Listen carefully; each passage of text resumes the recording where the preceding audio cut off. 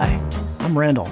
I'm a first-time boat owner with 10,000 miles of open ocean sailing experience. I love classic boats, and as a new owner, I'm more curious than ever about what goes into buying, fixing, improving, operating, and safely enjoying their magic and beauty. Join me as I talk to experts and share insights on all things related to older sailboats. If you're interested in affordable ways to get out sailing, you are in the right place. If you caught the last episode, I met up with Walter Schulz, founder of Shannon Boat Company in New Bedford, Massachusetts, where instead of jumping on a Shannon boat, we jumped on his 1978 Mystic 30 gaff rig sailboat. We pick up where we left off last week. Not much left to do other than maybe go for a little sail. That's it. Let's go sailing. Let's do it. Line is talking.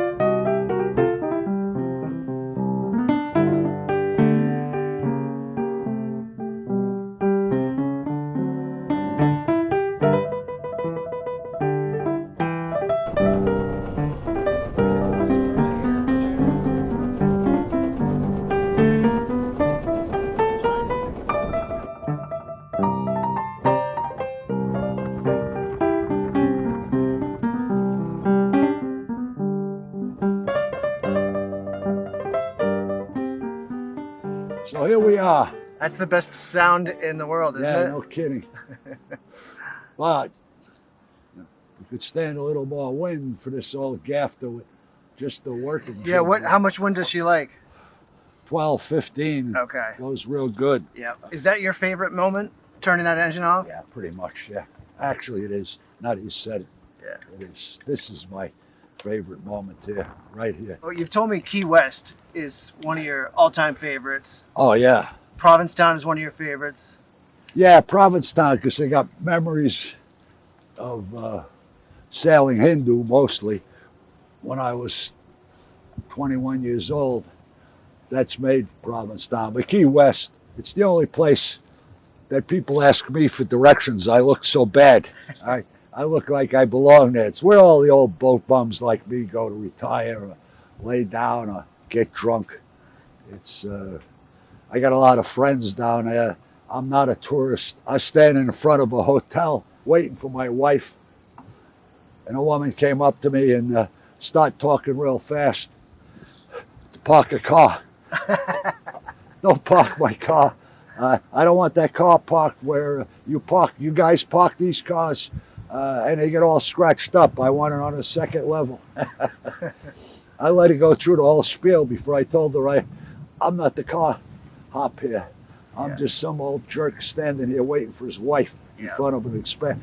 I guess I didn't look like I belonged in front of an expensive hotel, so I must have been a car hop. What other places would you say to maybe people that haven't sailed in New England, or what's one of your favorite spots? You can't top New England. Yeah. I've had people sail around the world. Yeah. I had the Damerel sail twice and still said this was the best spot to sail in America, in the world. Wind comes up, look what's happening here. Yeah. We're a little early, but look at this. It's, Maine is tough. It's the Dead Sea or fog. Key West, because it's right at the northern edge of the trade wind belt when the trades are blowing. Sure. So I can sail down there. It's always northeast, and you go out to the reef and we go swimming off the boat and stuff. You ever make it out to the dried Tortugas? Yes. Yeah. Not up shore. It was a nightmare with, what do you call it, boats? Tour boats. Oh, yeah. The anchorage there is terrible. Yeah. So we stayed in the Marquise, which is an island anchored there. But the Tortugas weather was a little shaky, not a good anchorage there. I didn't want to spend the night. I guess the best sailing, it's strange to admit, but is here. I've sailed in Italy, I've sailed Mediterranean. If the wind is right in the Med, it's okay. But it gets screwy winds there that nobody likes to talk about. It's bad for tourism, I guess. I've had a couple of situations sailing from San Remo to Portofino. Oh, yeah. Crazy. No wind, too much wind, no wind. Are you kidding? It's pretty open there, right? It's not. Yeah. It's real open. Now, Randall, we could be on that. Yeah. Right? Except we wouldn't be having any fun. What would we be doing in there? We'd be sitting in air conditioning watching Oprah Winfrey on television or a game show. What the hell you do on that thing all day? You know, you drink and what? What's the attraction? Probably go in the hot tub. I don't know. Yeah, we go in a hot tub. Maybe that's good for about 20 minutes. And what's the point? Yeah, you sit on that thing and do what? The only people that have any minor enjoyment on that is the crew when the owners aren't aboard. That's right. All right. Everybody else, people go on, you sit and you drink. What can you do with that thing? You ride around, you get someplace, you get dressed up, and you go off a boat that's probably got better dinner, and you go to a 5-star restaurant where you don't know what you're eating because you can't recognize the food on the menu. The waiters are surly and the food's slow. You know how many of those restaurants I've been in? And here we are, you and I. Oh, this is so lovely. With a total expenditure of maybe $13,000. And we would have been on that big 50. We wouldn't be jerking around in this harbor because there's a lot of action. Yeah. We would have plowed all the way out. Yeah. Pressed the button, put the sails up. And then we would have been pretending we were enjoying ourselves. I would have had to look like I was happy. And meanwhile, we're not going anywhere. See, I don't care if we're going anywhere on this. I'm down, I got my ass near the water. How good does it get? I really like how close this is to the water. Yeah, me too. Even when I'm getting wet, I like it. That's the perversity of it. Really, I don't put the Dodger up. It's crazy. I suppose in the summer that's fine, but in the fall, it might get a little chilly. Yeah, actually that's true. I should have said that. We were sailing last year, the weekend before Thanksgiving. Aaron, Kevin, and I. Oh, I was out. Yeah, I moved my boat. I think November 10th. I couldn't believe it. Oh, it's gorgeous. But we did put the Dodger up, though. You're right. Yeah. I did have the Dodger up that day, because we went all the way out to West Island. Yeah. With Aaron and Kevin.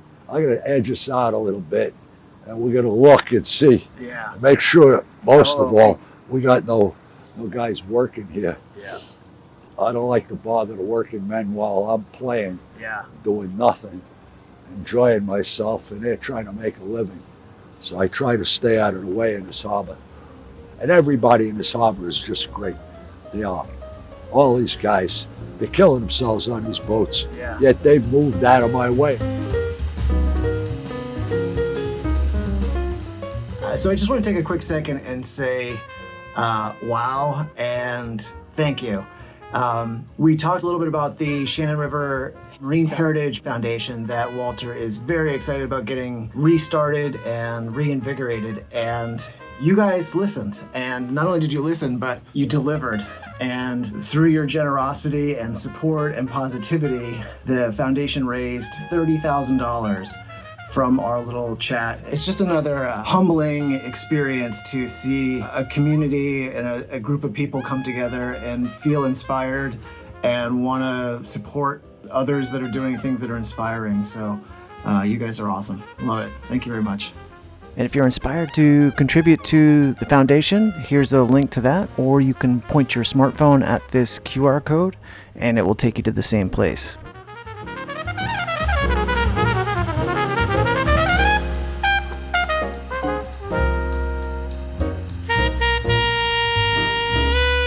One thing we talked about was kind of about how you use the boat as a way to stay connected to your girls. Oh, I do. If I'm a young family and I'm thinking this is unattainable. If I wrote a book on how to sail, it'd be 4 pages. Yeah. 4 pages. All right? Not boating. Yeah. You need to know, right away and stuff like that. But what is it? Yeah.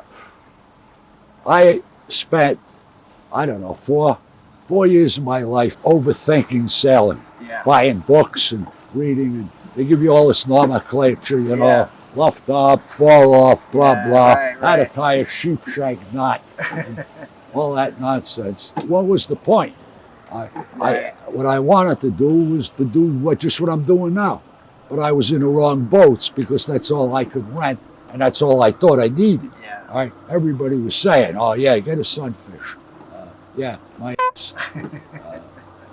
What do you mean a sunfish? I mean, you learn pretty quick when you're taking a boom to the mouth. Yeah. And you tip over in the water, and everybody laughs at you. You feel like a little, especially when I was at that age. When I used to care at one point what the hell I looked like. Now I know I don't know anything, and I don't care. It's one of those. Jerk could have moved over, by the way. Yeah. And we're out here lounging around with something to do, not on the back of one of those big mega yachts doing nothing.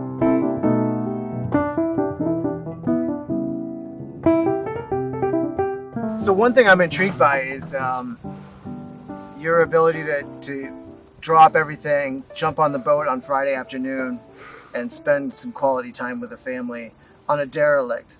Yeah. I think that's a really interesting idea and concept for families that are battling with iPhones and iPads. And how do you still stay connected to your kids? How do you get the kids away? Right. I didn't have all of that, but I had enough of it. Yeah. Television and stuff. Sure. To get them away from the television set.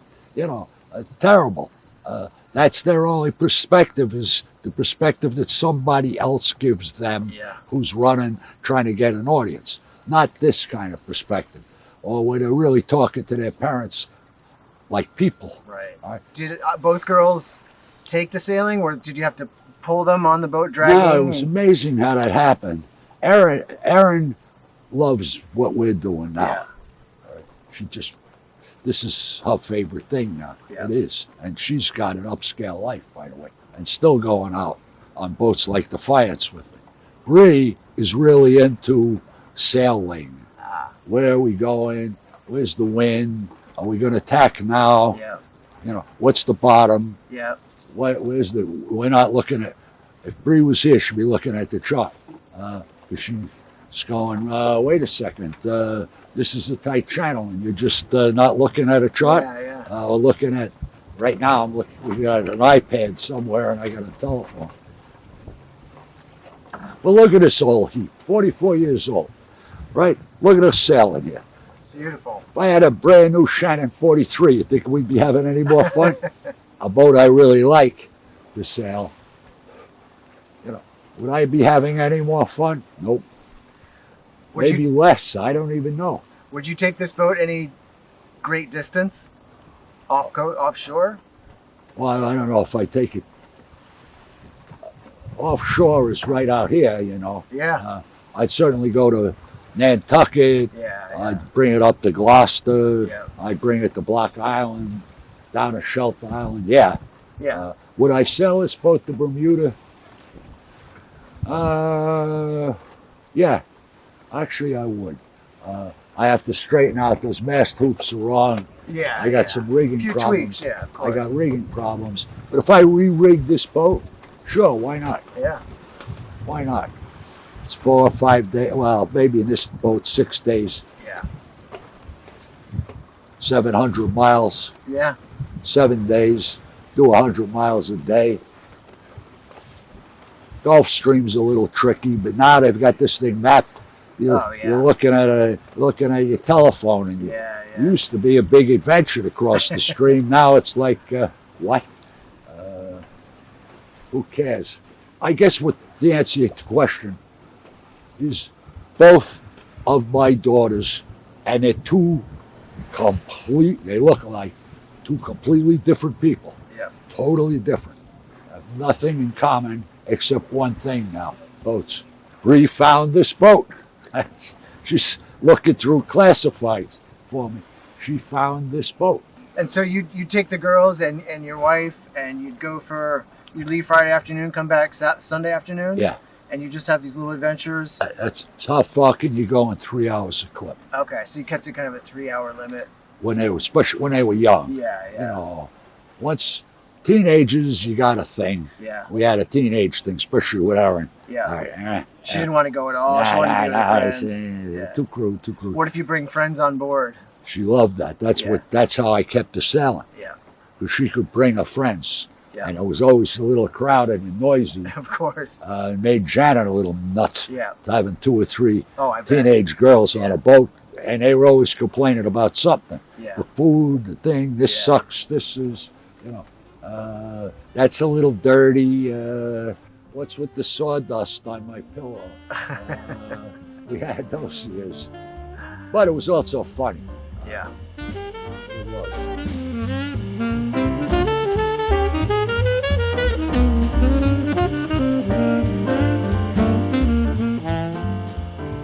All right, changing gears a little bit. What's your scariest moment at sea? Oh, man.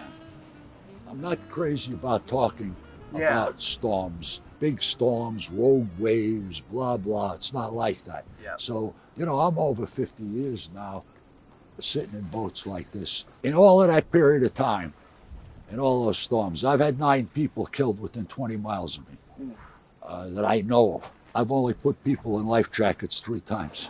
Okay. That's not an issue for folks to even be dwelling about. You get thunder squalls and stuff, but there's so much logical common sense, and I think we're born with it, all right? You see big black clouds coming down on you, you don't need somebody to, you don't need to open a book and say, hold a second, I think maybe I ought to drop the sails and start the motor. The wind's all over the place, but even that I enjoy. It's crazy. It's lively. Storms are not something anybody's got to worry about unless you're leaving the continental United States. Forecasts are good for nowadays, 3-4 days ahead. Yeah. You're not going to get into anything. And you get a thunderstorm, no problem. Yeah. Drop the sails, start the motor, and get wet. Yeah. That's it. Just put everybody below.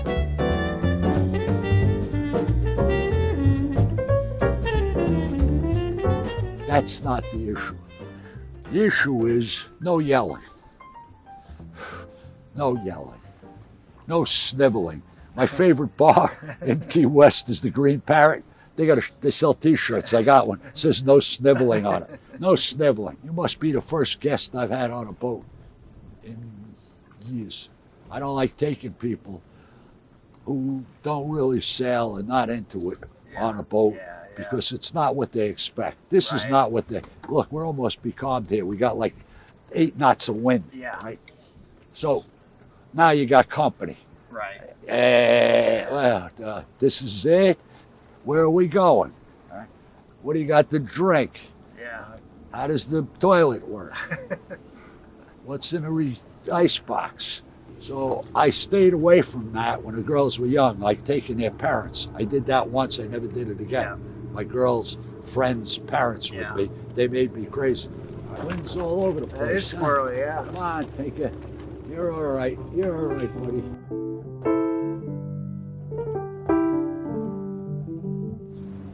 For the average person with virtually no experience, right here, they put the sails up in a boat and say, okay, what's going on?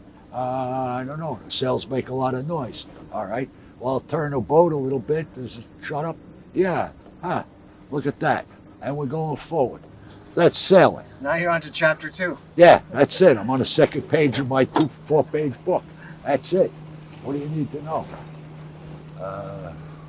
You're not going to be in a gaff rig boat like this. Gaff rigs get a little cranky. You saw that when we're putting the sails on. So for business, I was sailing Marconi rigs. I told you earlier, I think it was boring. I got bored. This is a different challenge.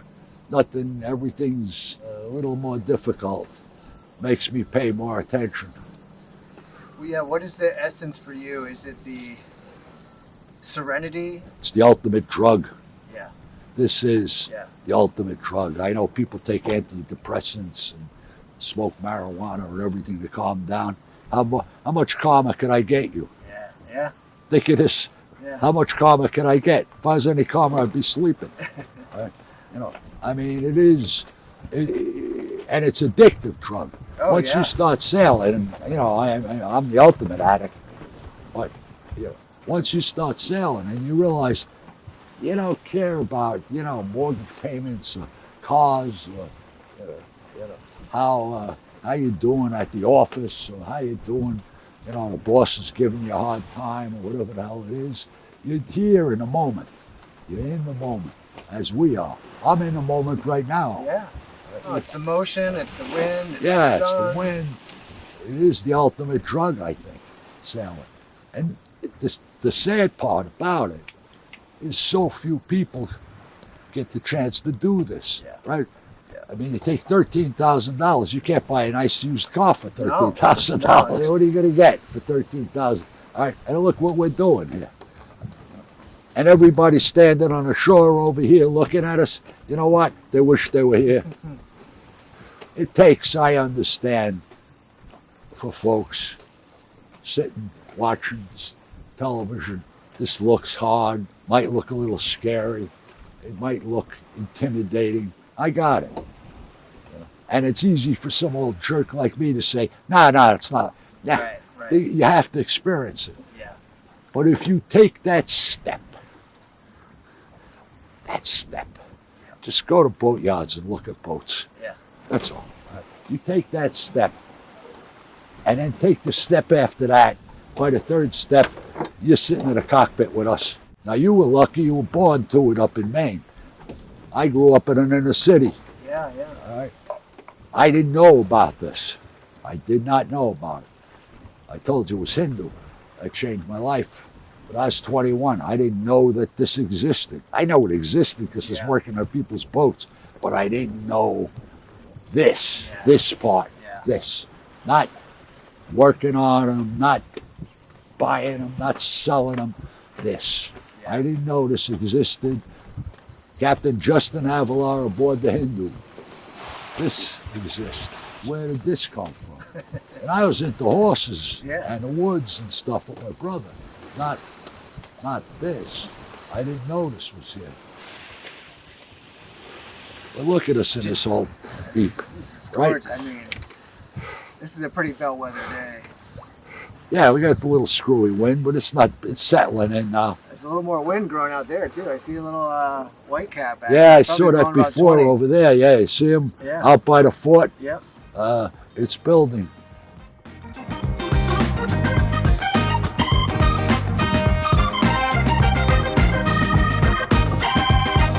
Maybe you've seen a customer with a wife that was really apprehensive and then really didn't take to it and was uncomfortable with the motion or the... You know how many?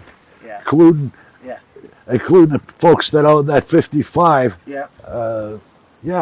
He had a wrong boat, big racing sloop, scared the living hell out of her, heeling over and stuff crashing. And Chris was not thrilled with this whole thing.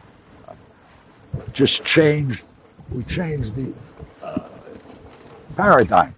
90% of the people, including astronauts, get seasick. Right?